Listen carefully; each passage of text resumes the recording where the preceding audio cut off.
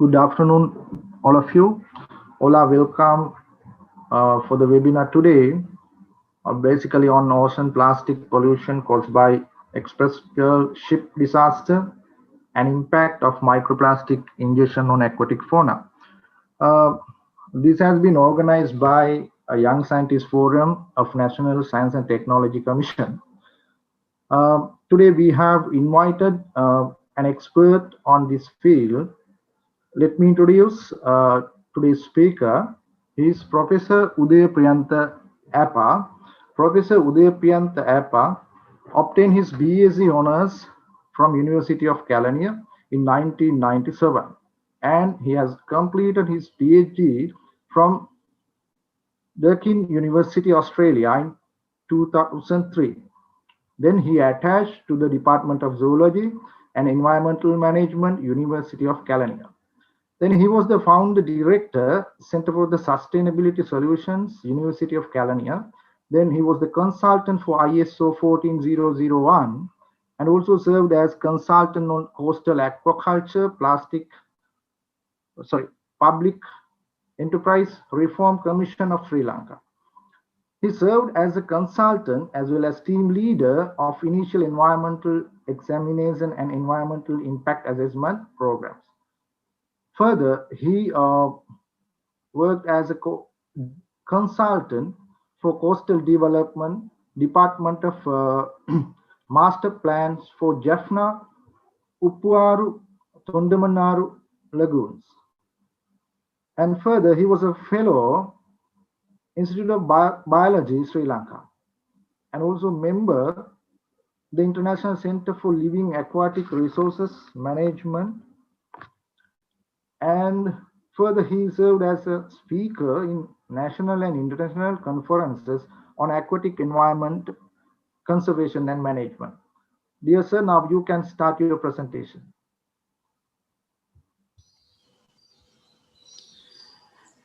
Thank you, Dr. Chamira. And good evening to all of you. Shall I share my screen with you? Yes, sir, you can share it now.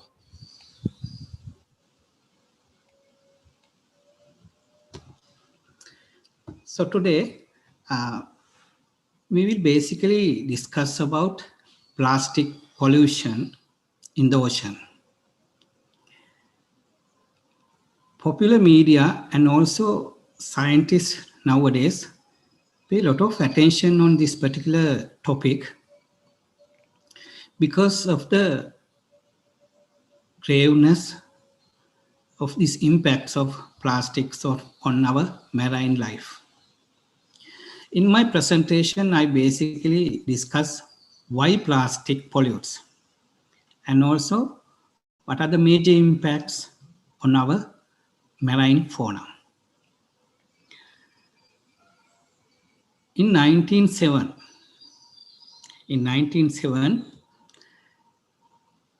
the world invented plastic based on a synthetic polymer. Plastic changed our lives forever, for better and for worse. That is why we are discussing about it today. So it's a very versatile material which revolutionized the way we living today. For the young generation like you, so you all are members of Young Scientist Forum in our country. For young generations like you, plastic is something very familiar to your life. But for me, my first experience with the shopping bag was around in 1977. I was a school kid. And we have one member of parliament live in our village. This parliamentarian's daughter brought a bag to the school on which Mickey Mouse was printed. And when we touch the bag, There is a sound. That is why in Sri Lanka people used to call it silly silly bag. Silly silly bag. So that means I had a time spent without shopping bags in my life. But for you, I'm sure that it's part and parcel of your daily life. In 20th century, we revolutionized. It's a revolution era of plastic industry, 20th century. But what about present? In 21st century, it's the time to face its consequences. Everywhere, in land as well as in water, we are facing the consequences. Here you can see the world plastic production.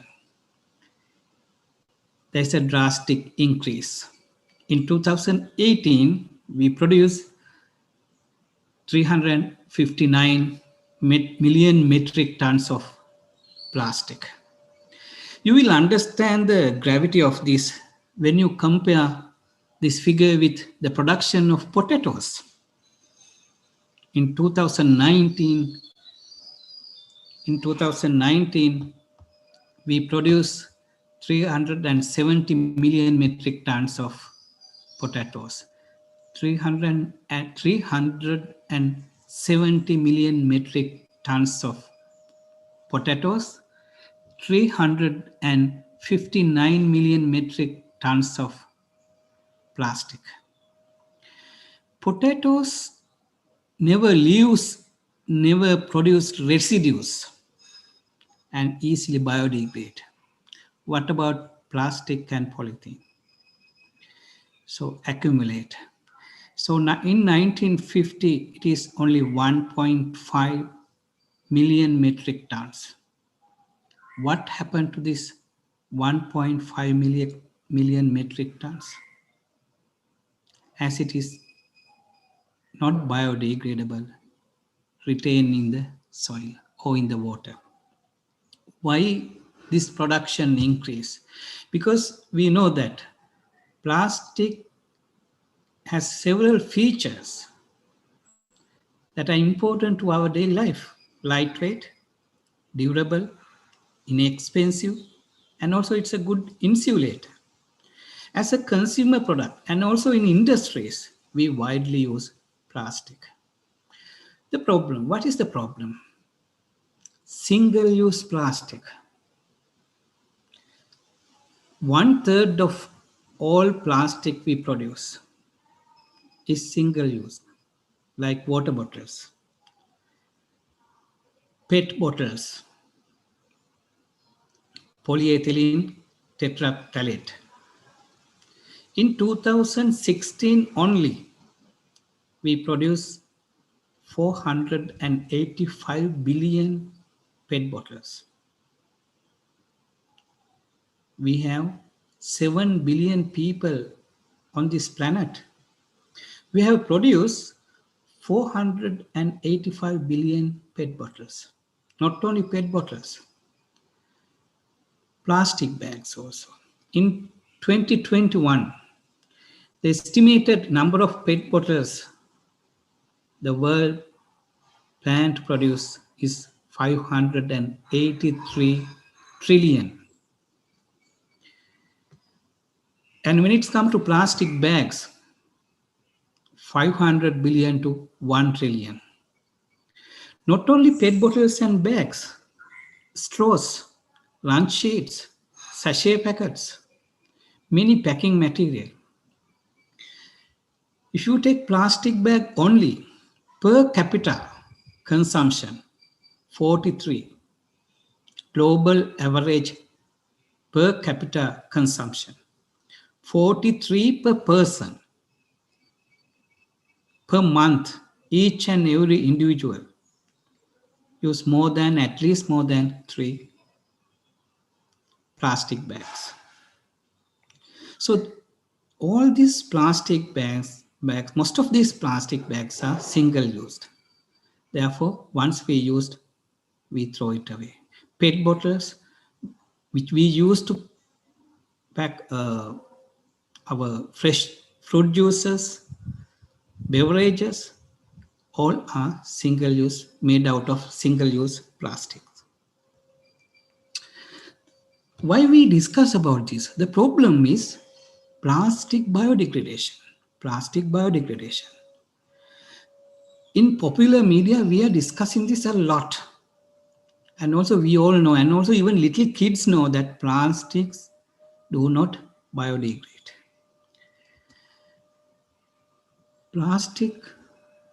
Plastics do not biodegrade. But fortunately, there are few bacteria and fungi that can degrade plastic to a certain level. Bacteria can easily adapt to changing environments. So bacteria adapt very easily.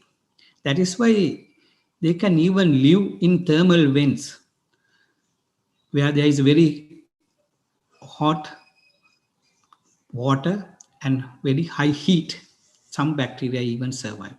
So now they have bacteria has some time to adapt. Therefore, we have some hope with regarding biodegradation of bacteria. When you look at this picture, you can see PET bottle, and to the PET bottle, bacteria attach. So one of the promising bacteria is Ideonella sakaiensis. This bacteria was isolated from a dump yard in Japan in 2016. In 2016, 5 years ago. And this bacteria produce some enzymes and secrete out. So this enzyme is polyethylene tetraphthalate is enzyme. It's now called PETase, PETase. PETase enzyme, once secreted out, it hydrolyzes polyethylene tetraphthalate PET into monomeric mono 2-hydroxymethyl tetraphthalate or MHET. This is by external enzyme. Then what bacteria does is it absorbs MHET into its body or bacterial cell. It excretes enzyme, degrade, and degraded products are absorbed into the cell. Within the cell, MHET is hydrolyzed to the monomers. We know that monomers, we have polymers, so they get cut into monomers. Ethylene glycol, tetraphthalic acid. And these monomers are catabolized within the body. In metabolism, we know catabolism and anabolism. In catabolism, we break down molecules into smaller atoms or particles. These monomers are catabolized and used as building blocks of the bacteria. So therefore, Ideonella is one of the bacteria that degrade plastic comparatively in a higher rate. Therefore, no longer we can say plastic is non-biodegradable. But popularly, we know that it's non-biodegradable because we don't know whether this type of bacteria lives everywhere, right? But now these scientists are trying to produce products that one day we could use to degrade polythene. Mainly when we dump plastic into our environment, what happens is they break down into small particles or fibers. Because of the impact of temperature, UV radiation, wind, and in the ocean because of the waves. So I can remember in 2018, when University of California banned usage of lunch sheets in the canteens, a company approached me. At that time, I was the director of Center for Sustainability Solutions.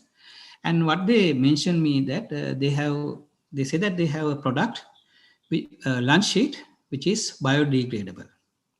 Then I asked them, can I have a sample? So I took a sample, and in the compost lab in the university, we check whether it is biodegradable. Actually, what happened, the lunch sheet degrade, not bio, degrade. It broken down into smaller fragments and further to microfibers. That is not biodegradation. In biodegradation, we have to go to end product.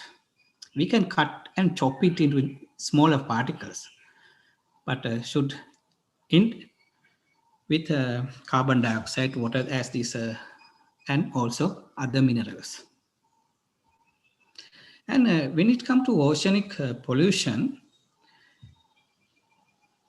80% of oceanic pollution linked with shorelines, and 10% from fishing gear, 10% from fishing gear, and rest comes from the boats and ships.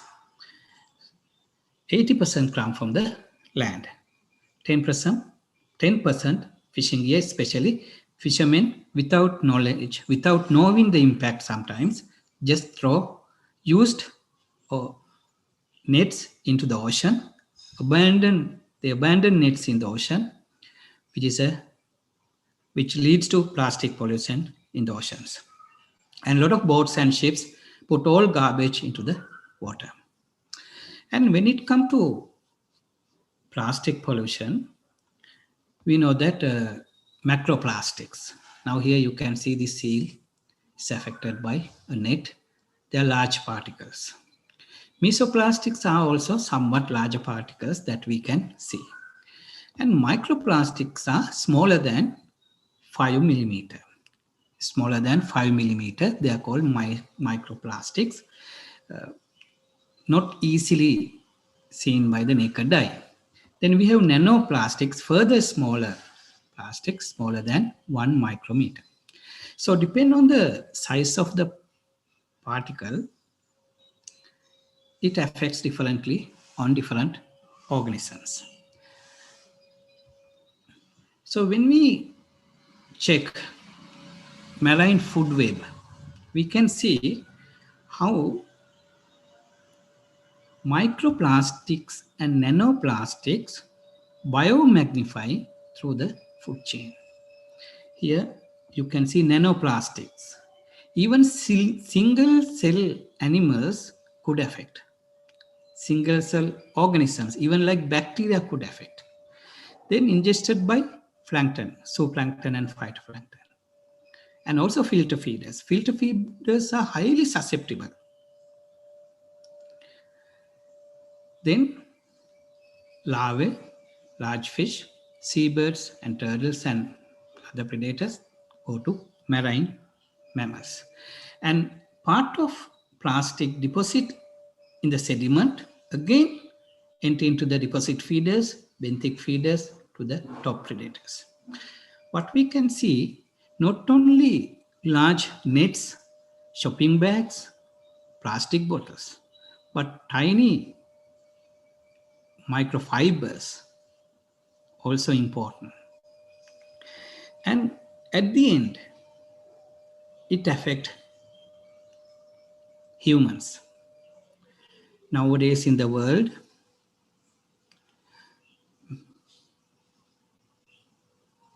majority of people prefer to eat fish rather than red meat because of health reasons. And also fish contains healthy fatty acids. So we encourage people to eat more fish. But we can see this because of biomagnification, and also these particles from smaller organisms to larger organisms is transferred. Part of these particles enter into digestive tract, is eliminated with the fecal matter. but part may retain in the body of organism. Another, rather than large polythene, plastic, and microfibers, there is another hazard, bisphenol and phthalate. We know that we have different types of plastics: polythene, polypropylene. Polypropylene we widely used in apparel manufacturing, polyvinyl chloride, polystyrene, polyethylene, and polyurethane. Different types of plastics. When we produce different types of plastic, we add different chemicals to increase the transparency, to increase the malleability, to add different qualities to our product. Bisphenol A and phthalate are two chemicals that added into plastic when plastics are manufactured, and also brominated flame retardants, nonylphenol. These are all chemical compounds. Some have ability to directly affect adrenal functions or the hormonal functions and reproductive systems of organisms. When plastic degrade into fibers, the problem is these bisphenol and phthalate-like compounds are not covalently bound to the polymers. Therefore, when plastic dismantle or break down into smaller fibers, these chemicals are released. And also, when plastic manufacture, this process is not always 100% accurate. Therefore, plastic contain a lot of chemical contaminants like bisphenol A and phthalate. So that is the problem with regard to these additives. And when we think of microplastics, and also when we think of hazardous chemicals that are added to plastics, we know that they all cause problems.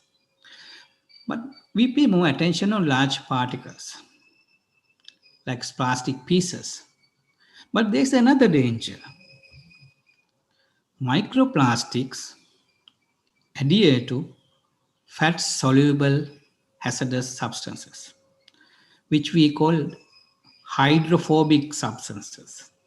Hydrophobic substances we add into our oceans when there are oil spills, agrochemicals,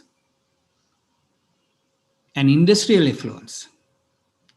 So these hydrophobic substances, as they do not dissolve in the water, they attach to plastic and also microplastics.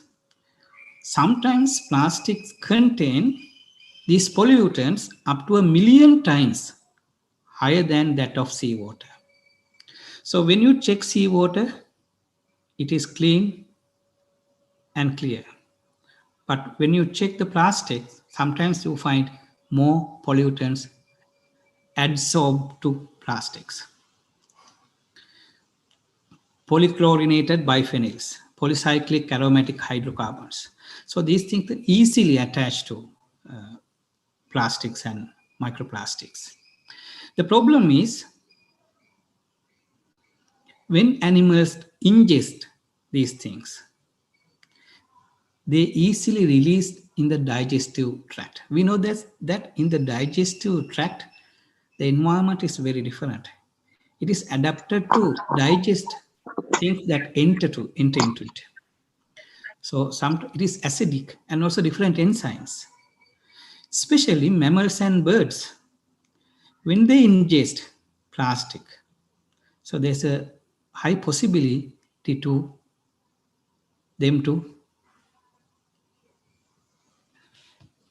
get the impacts of these highly dangerous chemicals.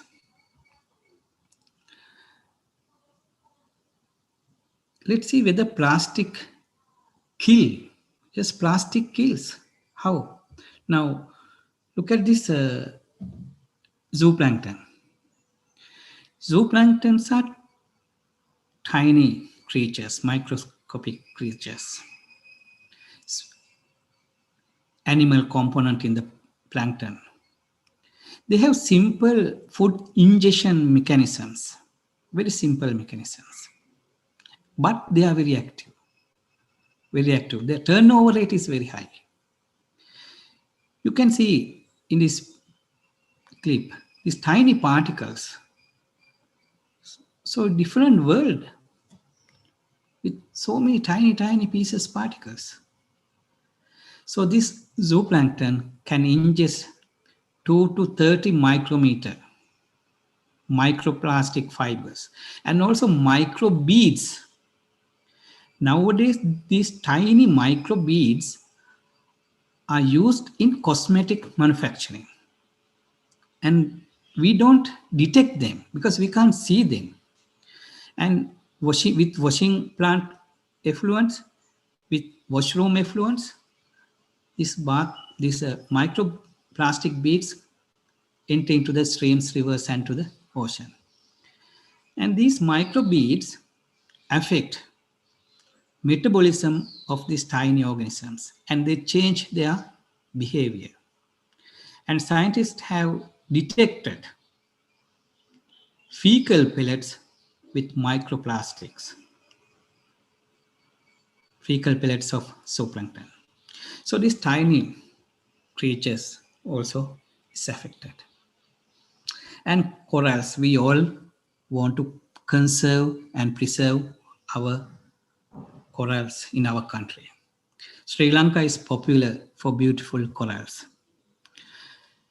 Scientists conducted a study in one of the World Heritage Site, Great Barrier Reef in Australia. So this is what they found. So we know that these polyps are very sensitive, soft organisms. Except coral cover, calcium carbonate cover, they do not have any other mechanism to protect their body. They have tentacles which they use to grab their food. They have tentacles which they use to grab their food.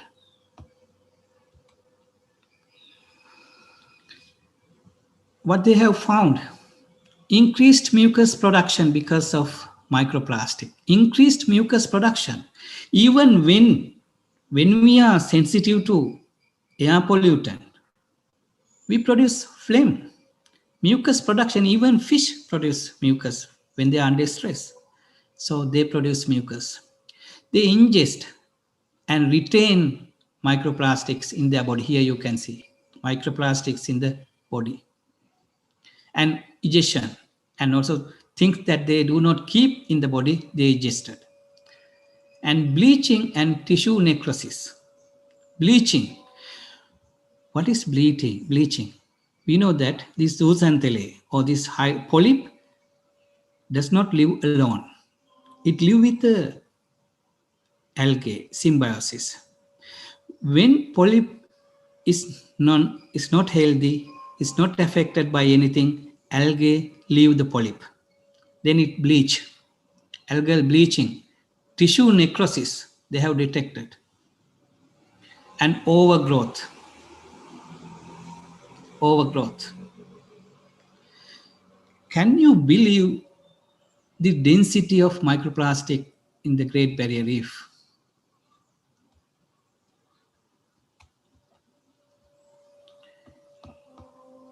(4,000 particles per liter. 4,000 particles per liter. So they have used very high-tech equipment to detect these particles. Otherwise, actually, we underestimate. If we do not use correct equipment, we underestimate the amount of microplastics in water. So here they have found 4,000 particles per liter. Not only these small organisms, Arenicola or lugworm. Lugworms are benthic feeders, bottom living.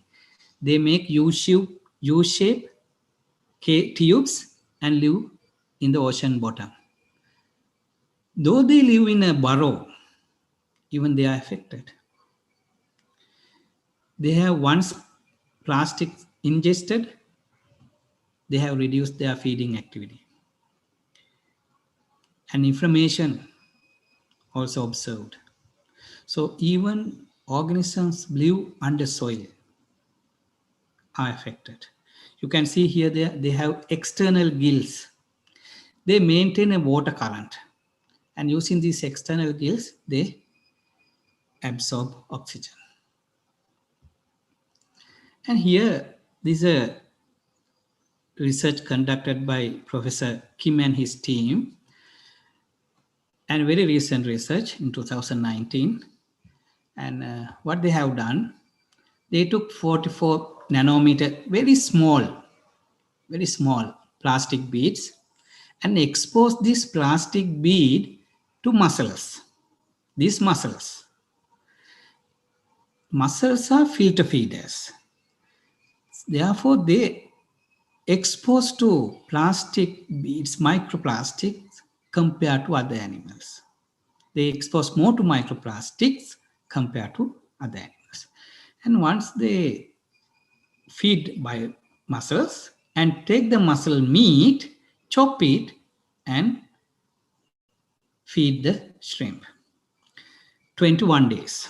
After 21 days, when compared to the control, what they have observed, less body weight, low length, that means shrimp does not grow. Biochemical impacts like amino acids, fatty acids, flesh quality has been affected. Nutritional impacts, again, absorption of amino acid and fatty acids are lower. Now, when we define scientific studies conducted under highly controlled environment, we have to be little careful. But in natural environment, those organisms may not expose to such high environment, may not expose to such similar size beads. So, and also may not eat one particular diet, may eat several diets. But scientific knowledge is important to understand what is happening in the natural environment. And in Singapore, last year, a study was conducted using shrimp sold in the market. 3 species they have used in this study. Per shrimp, 13 to 7,050 items microplastic, 13 to 7,000 per shrimp. Those shrimp were wild caught. That means from the Indian Ocean. The shrimp were caught from the Indian Ocean.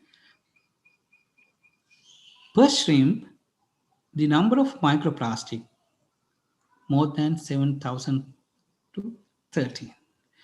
So 7,000 microplastics. So when we consume, these microplastics enter into our body. Though we cook it, nothing happens. This is what we discuss nowadays a lot, turtles. Here you can see a leatherback. Leatherbacks are very common in our sea, in our beach.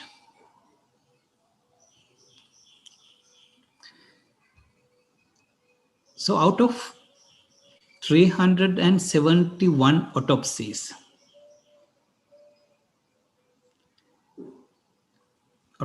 were, dead shrimps were dead turtles were collected and autopsies were conducted. 37 had plastics in their digestive tracts. And in one turtle, scientists have found that 14 pieces of plastic in female cloaca. We know that in turtles, they have cloaca, no separate urinary pore and anus, so they have cloaca. So they use this cloaca when they lay eggs. So when plastic pieces are present in the cloaca, when they lay eggs, their eggs have leathery cover, not a thick shell, hard shell, leathery cover. Therefore, eggs are affected. And here you can see a loggerhead. Out of 52 loggerheads caught by bycatch, can you see by bycatch in the fishing industry? 52 loggerheads, 35% had plastics in their digestive tracts. Why do turtles die because of plastics? Why they are more susceptible? Now here, what scientists have seen, turtles consume a lot of fishing lines, ropes, nets, six-pack rings that we used when we pack beer bottles and soft drinks, six-pack rings, styrofoam, plastic bags in the digestive tracts, especially what we call shopping bags. Now, when you look at this clip, you can see a jellyfish. Jellyfish are cnidarians. This is a polyp. They are cnidarians. Jellyfish are widely available in Sri Lankan shallow coastal waters. That may be one reason that turtles come here. Jellyfish are one of their most preferred food item.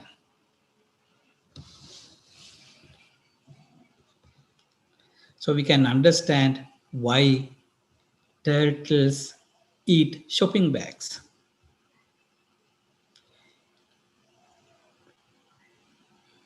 So turtles cannot identify or they cannot distinguish shopping bags, plastic bags, and turtles.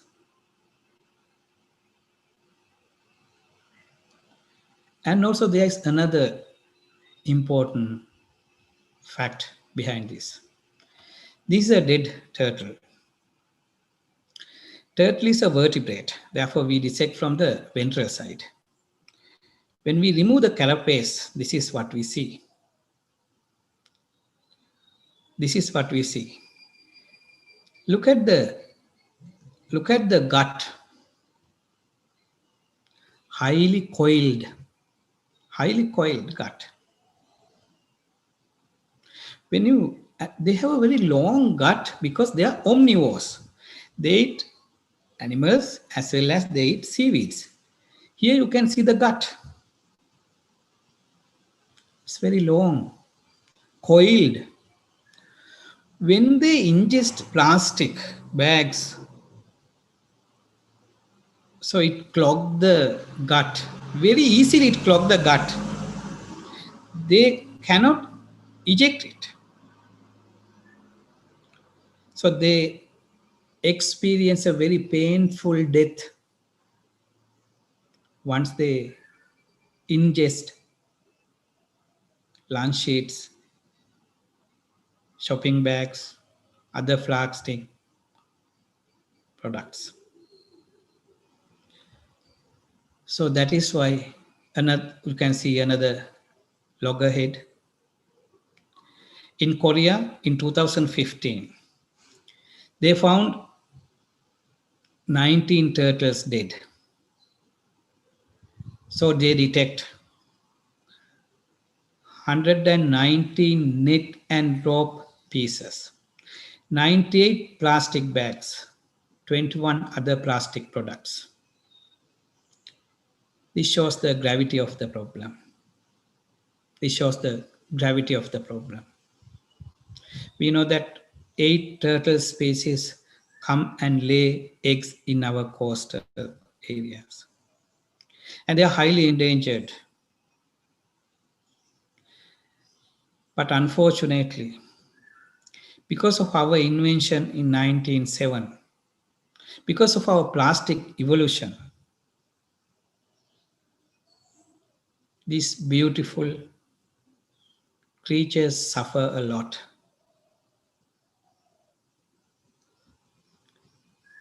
This is what is called ghost fishing. Ghosts do fish, not the fishermen. Fishermen, once they use their nets, they just abandon in the ocean. The easiest place to dump your waste is the ocean. There is no owner. And also, ocean swallow it once you dump it. So why bother? Dump it into the ocean. But unfortunately, these nets fish forever, literally telling you. Abandoned nets kill our aquatic animals forever. Not only this turtle, many other animals will die because of this net piece, ghost fishing. No need to say,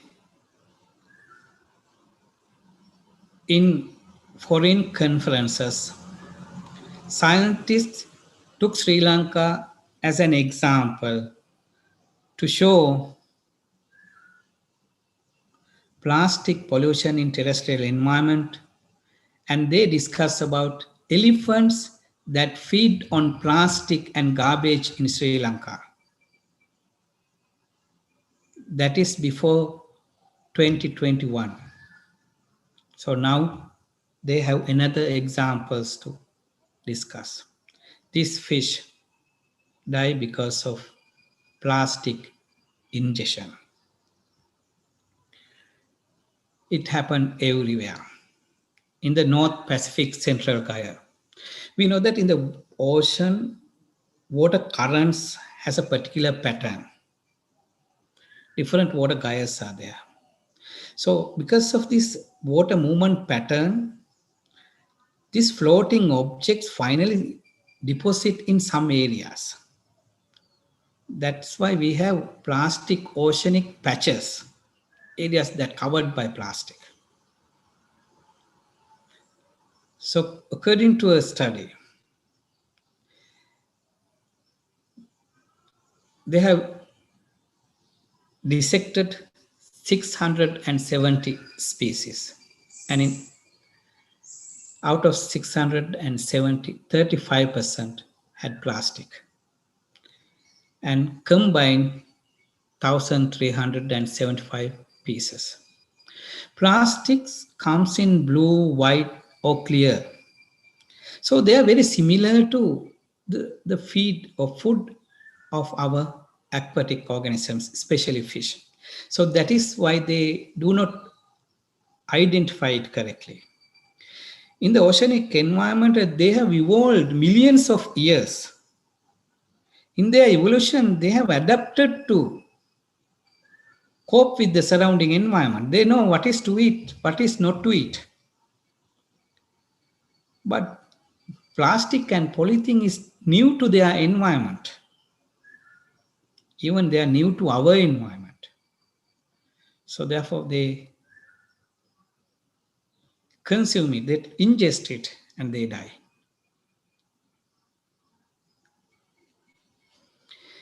So we have to understand this, because it affects food chain and finally ended up at the predator level. So we are predators. When we go to sea, we are just hunters. We hunt in the ocean. And these plastic beads absorb pollutants. Though we eject plastic beads, what happened to the contaminants that absorb into the plastics? We don't know. You know where this is. This is in our country, right? Unfortunately, it happened. Unfortunately, it happened. So there are a lot of discussions. Still, there are discussions going on about Express Pearl disaster in Sri Lanka. It is a very unfortunate incident happened in our history. This ship contains 1,486 containers. We know that it contains 25 metric tons of nitric acid. When it comes to nitric acid, we all know 25 metric tons of nitrates may have impact on aquatic fauna, but definitely it will dilute with the water. It will dilute with the water. When it burns, it burned few days, but I don't think it would produce acid rains as mentioned in some media. Not only nitric acid, there are some cosmetics and low density polyethylene. These are called plastic nurdles, or the plastics, primary plastic. So we convert into secondary plastic. And when we produce cosmetics, plastic beads are widely used. And we do not have idea about the amount of plastic it carries. Still, there are some containers. We don't know amount. And also, they say that there are some hazardous chemicals.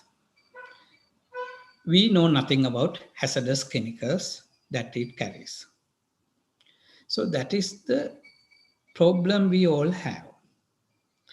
And in one media release, they say that there are some aluminum nuggets. Aluminum nuggets also primary product. We use nuggets and we convert it into other products. Aluminum is considered as a heavy metal.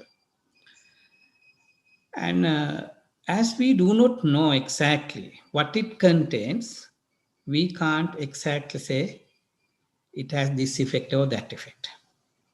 But as scientific community in this country, we all can conduct a lot of research on this and see whether there are impacts for animal life as well as human life. Rather than exactly knowing what it contains, we can't say this thing could happen, that thing could happen. Even some says it contains methyl salicylate, but methyl salicylate also will dilute and most probably will not do any damage. But when we see the damage caused to our wild animals, we can understand that there are some chemicals or some compounds that directly affect the life of aquatic organisms.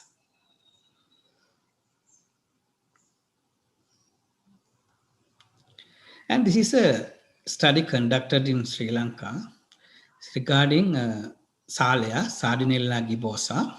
And this was published in this year, but conducted in the previous year. And they have found polypropylene microplastic beads in this Salea, right? And when microplastics enter into the gut of fish, they induce pathological changes in the gut. Scientists have found it already. Right? When a when this pathology change or the histological structure change, the bacteria, opportunistic bacteria can easily invade, and also the microplastic carrying toxins can easily affect the fish. So it is heartbreaking to see a picture like this. I'm sure that you all will agree with me. When I again, if I tell you about my school time, at that time in cities, everywhere there were a large number of crows, kako. In Colombo, so many crows everywhere. You may have heard the word Colombo kaka, crows. But unfortunately, not many crows are living in our country nowadays. Not many crows are living. එක පාරක් මට මතකයි අපේ විශ්වවිද්‍යාලය අපේ අනධ්‍යන කාර්ය මණ්ඩලයේ මහත්තයෙක් කියනවා sir අපේ ගෙදර බලු කපුටු දානයක් දුන්නා බල්ලෝ නම් ආවා හැබැයි කාක්කෝ නම් ආවේ නැහැ කියලා. He is not living in the city. He is not living in the city. So especially when it comes to aquatic birds, those are surface feeders. Surface feeders fly over the water for a number of hours and very quickly reach the water, catch the prey and swallow it. We know that birds swallow the prey. They swallow. They don't cut or crush. So they just swallow it. They just swallow the prey. So that is why they are more affected. So in this study was conducted using flesh-footed shearwaters, one of the common marine bird. So with the control, you can see cholesterol level in the blood is higher in the birds with high amount of plastic compared to those that do not have plastics in the stomach. And also uric acid. Uric acid is the excretory product of birds. Birds do not retain urine. So in their metabolism, so ammonia is produced. Ammonia, birds using some energy convert into urea.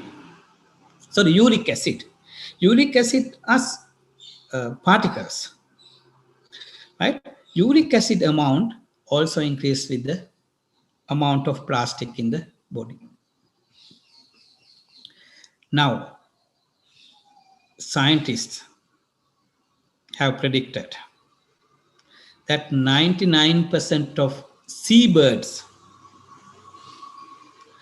would ingest plastic by 2050. This shows the gravity of this issue. So the situation is alarming.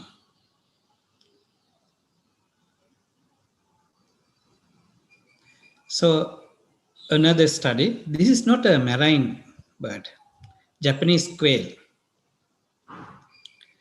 So this whether plastic ingestion in birds as toxic as we think. Physical injuries, of course, yes. But what about microplastics? So this study conducted using several generations, parents and two further two generations. What they have found? No evidence of lasting toxicological effects on mortality. Adult body weight, organ histology, hormones, fertility, hatch rate, eggshell strength. So they have used environmental loads. Naturally, the amount birds ingest, that similar amount they feed to this Japanese quail. So they have not seen any long-term impact, but they have some health impacts. Cysts in male reproductive system. Cysts in male reproductive systems. Delay in chick growth and sexual maturity. Longevity is not affected. But anyway, it shows that there are impacts. There are impacts. And another study using some marine birds in Australia, and they have not seen any internal changes other than physical damages and intestinal blockages. Intestine is blocked and body damages because of plastic pieces. But they haven't noticed any changes in chemical parameters. So therefore, it is open to discussion. So more research is necessary. And here, our largest animal. Compare the size with the people standing behind. Sperm whale. Sperm whale. I have shown here in the subset the shape of the sperm whale. When they check or when they dissect sperm whales, they have found nets, fishing lines, plastic bags, blocking stomach and intestine. Blocking stomach and intestine. The similar studies were seen in Brazil. Bundles of plastic threads in the stomach chamber of sperm whales. So it clearly shows you that from tiny zooplankton, microscopic zooplankton, to the world's largest mammal, plastic affects one way or the other. Here we are discussing a lot about marine animals. But show you one example. These are dead frog. So in 2015, I collected few dead frogs from Vattala in 2015 and brought to our lab and we dissect. So when we dissect, this is what we see. Can you see the intestine of this frog?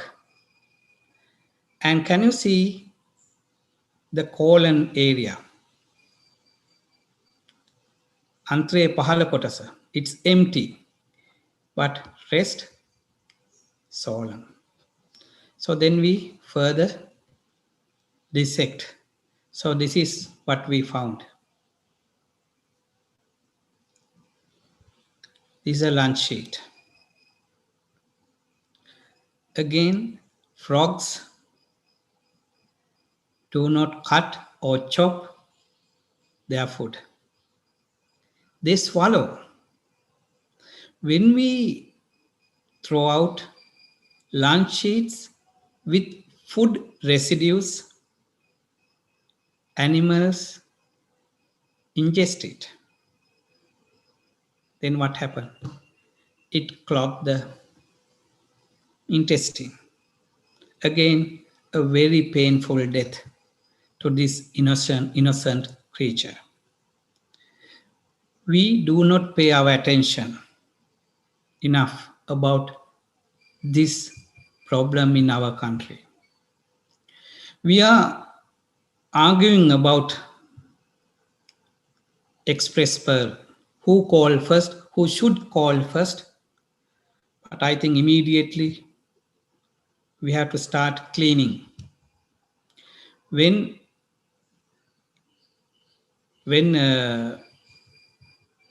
Chinese ship met an accident and 92 containers carrying plastic beads spill into ocean, and these plastic beads washed away to islands of Hong Kong. So the Hong Kong citizens get together and they all went to the beach, and within few days they cleaned all the plastic beads. So our Navy and forces did a good job. They cleaned the soil. But I'm sure that if we go, we can find plastic beads in the ocean. Once country is open, we hope so, hopefully soon. That is one thing that we all can do with our students. Let's go to beach and let's collect tiny plastic beads. Even one bead matters. Even one bead matters. We can do a lot of things. As young scientists, you all can do research. Whether you are a chemist, whether you are a physicist, whether you are a biologist, it doesn't matter. Whatever your field, you have a lot of work to do with regard to plastic and polythene. We have to find alternatives. Why not find an alternative to plastic? Why not have biodegradable plastics? Why not collect fast plastics easily? Why not manage our waste properly? So a lot of research in future we all can do. And we can have to literate, or we have to make people aware. We have to make people aware of this problem. Why not we conduct seminars in coastal areas in our country? We are fortunate that we are living in an island, a beautiful island. So why not educate the people living in the coastal areas about this problem, especially young children? Then one day when they become fishermen, they will protect the sea. And we have to implement legislative instruments. So the government is planning to ban usage of lunch sheets again. Why I am saying again? Once we ban it, but unfortunately, no one listens. Therefore, they are trying to ban it again. It's a good move, which we should all support. And there are some devices people have introduced. So this is a device that we can use. We can hang this into a vessel, a boat. So while it flowing and sailing, it collects microplastics in the ocean. It's a device. Why not attach such devices to all our vessels? Fishermen, they don't do anything. The device collect it. So this way we can collect a lot of microplastics. And also there are devices that we can set in the ocean if not only microplastic, if plastic floats on the surface, they collect. That type of collectors we can install. And people are doing different things in our country also. MAs, when they produce this cricket jersey. So this jersey is manufactured out of PET bottles collected from the ocean. This jersey was manufactured out of the PET bottles collected from the ocean. And you can see the turtle symbol here. That is to make people aware of the plastic pollution and turtle deaths. Not only that, they have done some more things. So this picture shows you Dehiwala Canal. When we travel along the Gold Road, so in Dehiwala we pass this Dehiwala Canal. Within 5 months, they have collected 30,000 kilograms of plastic waste in Sri Lanka.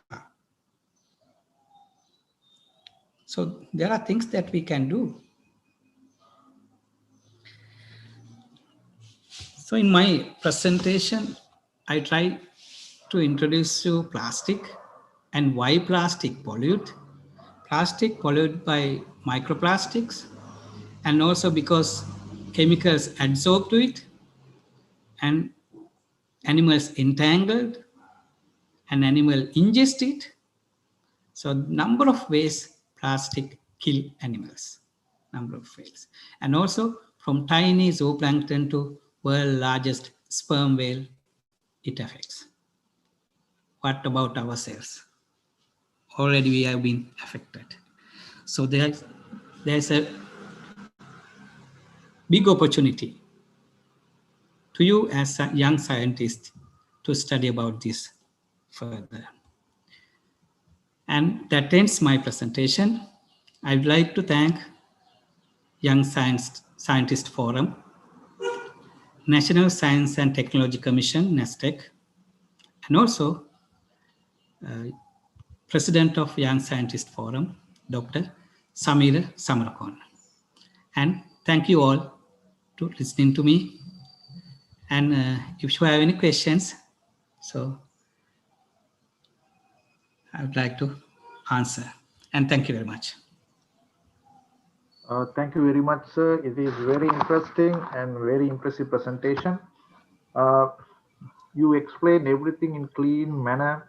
Now, I hope most of the young scientists participated here today got more research ideas, new ideas, and some knowledge on plastic and its pollution. Again, thank you very much for accepting our invitation. Now, if you have any question, we can discuss. If you have any question, then we can discuss. Okay. There is a question. Yeah. I'm reading is Dr. Samira. Now, this is a very good question that people are asking nowadays, whether it's good to consume fish. As a scientist, actually, if we give an answer, we have to give an answer with scientific facts. Therefore, I'm sorry that I can't exactly say whether it's good to consume fish or it's not. But I'll tell you one thing. The ocean covers 2/3 of our planet. And this is not the first ship accident. This is not the first ship accident. With time, now there can be a local effect now, but with time, all these things will dilute. It doesn't mean that there aren't effects. There could be effects. But long-term effects may rare, except for if there is any heavy metals,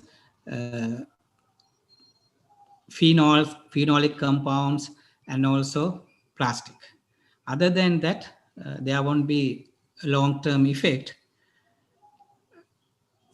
And I don't think any scientist can answer to this question, can give a direct answer to this question. If there is any other question, we can ask from sir. So there is another question in the chat box.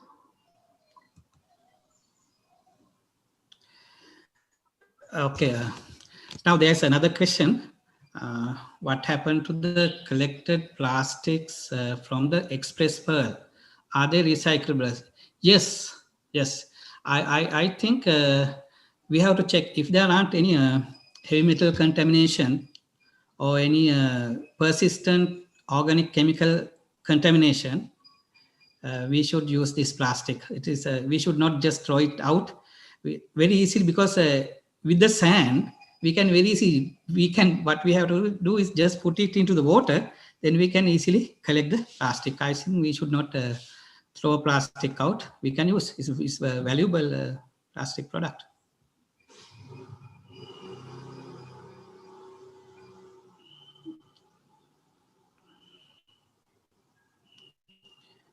List presentation along with record. So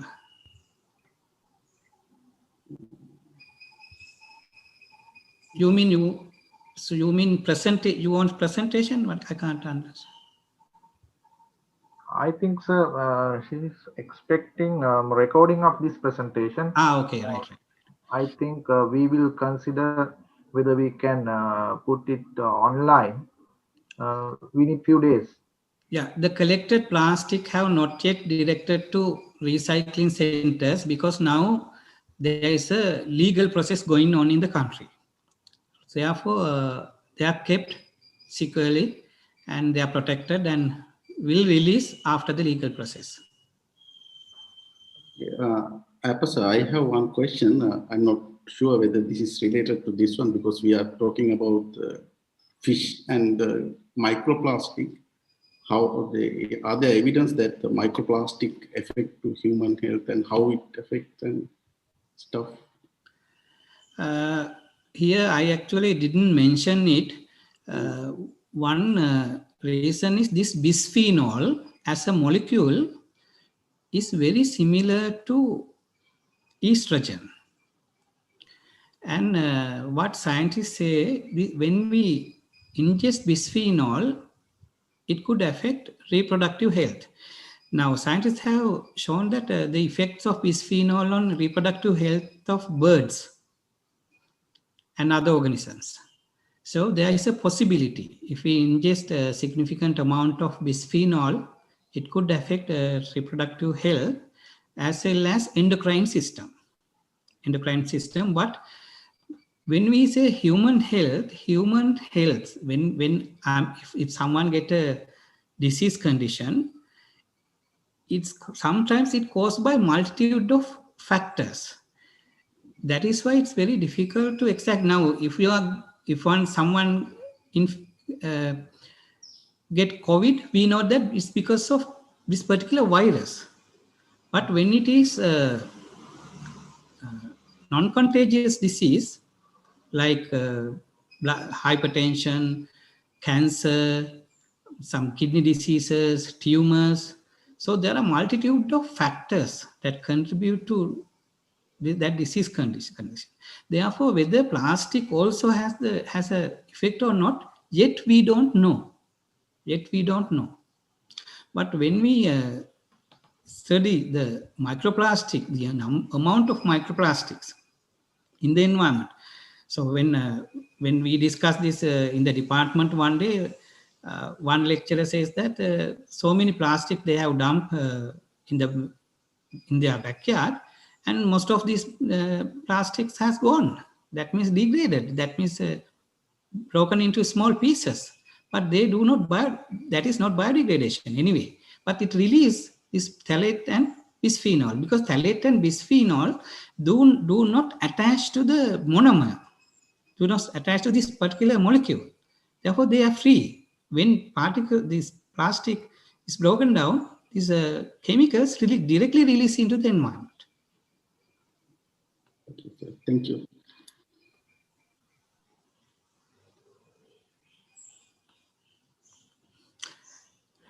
Okay, Dr. Samir, shall we wind up then?